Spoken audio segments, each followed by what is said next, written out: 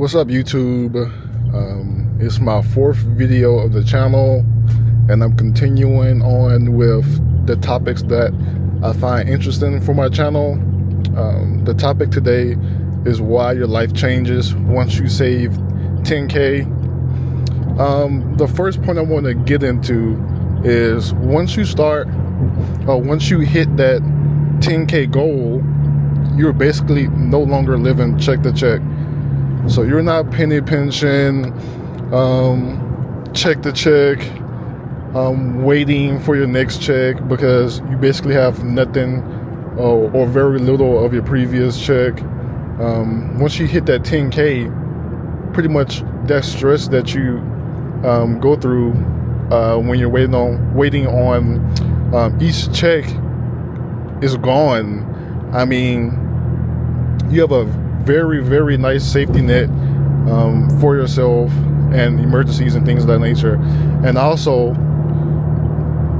your job pretty much takes that string out of your back. Well, you take that string out of your back once you save up 10K. Because I know you may be like, oh, I need to put in these extra hours so I don't get fired. Or I need to make sure I do this. I need to do that because I don't want to lose my job. And if I lose my job, I'll be bad off. If you have a 10K, that eliminates every single thing. I'm not saying you want to lose your job, but you do have that safety net because your job doesn't control you at that point. You can sit down for 3 or 4 months and be fine without a job and not be stressed out trying to find another job. If you were to lose your job, you can relax. You can probably even go on a little small vacation, come back, and then start looking for another job. 10K isn't a lot of money, but I mean, it's more than the average person, and it'll definitely help you in situations like this and take some stress away from you whenever that time may come, if it comes. That kind of rolls into my next point, the emergency fund aspect of it. Usually you should have about 3 to 6 months of expenses saved up, and 10K for majority of people will be 3 to 6 months of emergency savings. I know most people have rent. I'm just throwing out ballpark numbers. Just say you have rent, or car note, utilities, and little miscellaneous stuff, insurances. Just say your monthly bills are $3,000 or $4,000 a month, depending on like your age range. I know if you have kids and like a wife and a house, it would be much different. But just say an average 24-year-old that's single and has like an apartment and a car or something like that, your bills may run up to $2,000 to $3,000 a month, and depending on what you have, that can literally last you 3-4 months maybe. So if anything happens, like I said, you lose your job, I don't know, you get sick, anything like negatively affect you and preventing you to work, for a period of time, that emergency savings would definitely help you and relieve a lot of stress, because you're not trying to look for a job or look to make income while you're sick or while you're going through this emotional experience or something like that. I don't know. It's just much better when you have a safety net, and that goes into the peace of mind aspect of having 10K. Everything I just previously mentioned, it prevents it pretty much. So it gives you peace of mind. Like, why wouldn't you want to have peace with yourself and your finances and your life by simply just locking in and saving 10K? And that will save a lot of headaches that may go on in your life. It won't save all headaches, because no matter how much money you have, people still have problems, but it will save a lot of those day-to-day emergency type ordeals and relieve stress from those situations, because you have the funds. A lot of stress comes from financial trouble. So when you save 10K, it relieves all of that. So you should definitely try to do it. And once you do it, it will most definitely give you peace of mind. And as far as like friends and family, I know sometimes, personal experience, your friends may come ask you for money, your family may come ask you for money. If you're that person asking your family for money, you would no longer need to do that. Just say you want to go on vacation or something pops up and your check is pretty much covered for the week, so you can't really do much. I'm not saying to dip in the savings if you have to do anything else, but just say your check is covered up for the week. You can then, instead of asking your mom, your sisters, your brother, your daddy for money, you can kind of dip in your 10K savings for whatever emergency you may need, and then you can go about it that way, and then just replace it whenever you back on the straight and narrow with your checks. It's that easy. It eliminates families beefing. You beefing with your little sister, you beefing with your brother because they may owe you money, you may owe them money. You said you'll give it back by this date. It's been 4 months since they returned it. Then y'all just mad at each other and causing problems. That saving the 10K eliminates all that, man. Like, that's what I'm saying. Is a huge goal, I feel like, for people to save that, because it just eliminates a lot of day-to-day problems with people, friends, family. And once you do hit that 10K goal, doors kind of open up for you whenever you feel you're ready. So you can start investing in other assets. You have extra cushion to, start investing in your brokerage account, ETFs. I don't really mess with crypto, but you can start investing in crypto.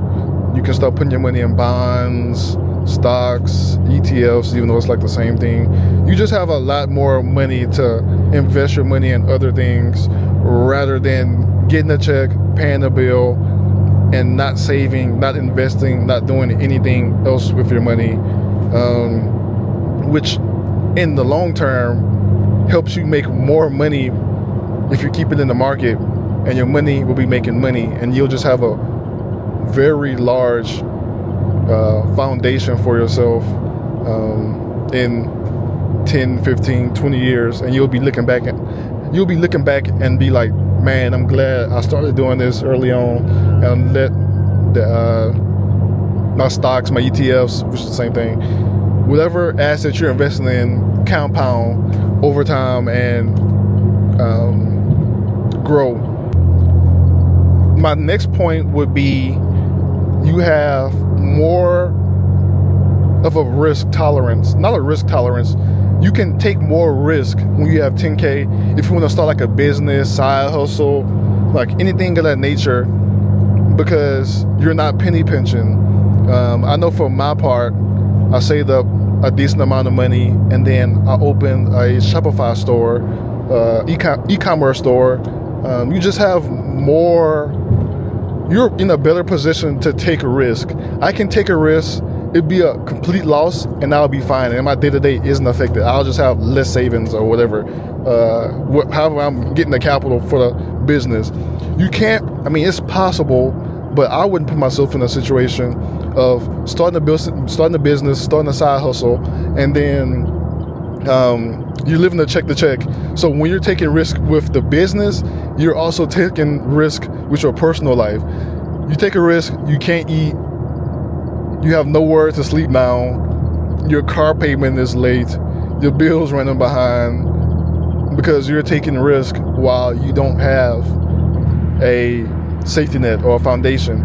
I'm not saying it's impossible. I know a lot of people started businesses with nothing and little, and it popped off and it changed their life. I'm not saying it's not possible. I'm just saying, if you want to go about it the smart way, you may want to look at building a safety net, building a foundation, and then started taking calculated risk with your business. And when you do those calculated risks with your business and you have a foundation, it does not affect your personal life, and you still have a place to sleep, you still have a car to drive, you still have food to eat and put in your mouth. And that's one of the biggest points, I feel like, because that can snowball into, you know, I hate using the word generational wealth because it's so fucking corny to me, but you can't make a lot of money when you start taking risk with like businesses and other stuff like that. And I feel like going into my next point, once you save 10K, I feel like you can start like upgrading your, like the small quality of life things like DoorDash, and even though I'm against it, you can like start going on like trips and stuff like that. Just like the small like things in life where you can buy it and it will be normal, but there's like a small upgrade, like maybe upgrading your plane seat or something like that. Like I feel like that's when you should start doing things like that, even though you can stay disciplined and not do it at all and like save even more.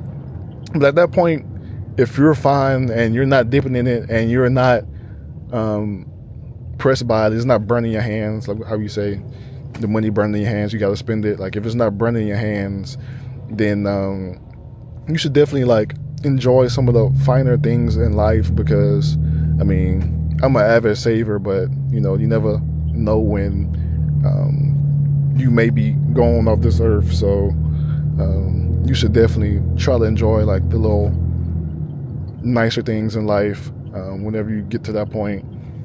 And the most important thing I would say that happens to you after saving 10K is the discipline that you learn. I don't think saving money is hard. I don't think investing is hard. I don't think budgeting is hard.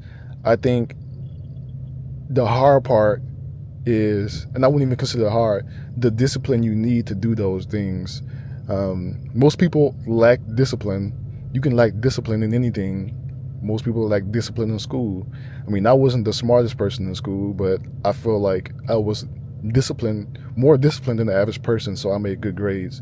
If you take that same principle in whatever area that you may be very disciplined in, and then apply it to your finances, you'll be like, I mean, you won't be rich, but you'll be very well off for whatever level you're starting at. And then you'll look back once you hit that goal and be like, man, I learned a lot of discipline. I learned how to cut back on certain things. I learned how to do this. I learned how to do that. And now I've reached my goal. I want to go higher. I want to go 5 times higher. It's almost like a changing the way your brain is wired about finances. And you'll definitely look back, like I said, and be like, man, I learned a lot of stuff. I've become more disciplined with my finances, and I've definitely been and put myself in a better situation than I was X amount of years ago. So that's my number one point, being disciplined about this stuff like that. I mean, like stuff like finances and things like that. But it's almost time to get to work. This is another video down for my channel, 4th one, I believe. I want to thank you guys for tuning in to my shorts. My shorts are getting a lot of views for whatever reason. I can't talk.